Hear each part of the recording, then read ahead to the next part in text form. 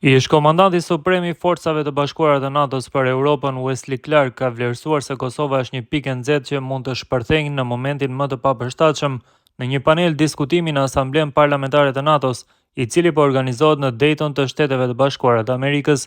Ish generali amerikan I cili gjatë luftës së fundit në Kosovë komandoi operacionin Forcat Aleate, duke nënvizuar faktin se në Kosovë ende nuk ka një qeveri të formuar as 3 muaj pas zgjedhjeve të nënshkurtit, ka potencuar se ka shqetësime serioze për të ardhmen e vendit.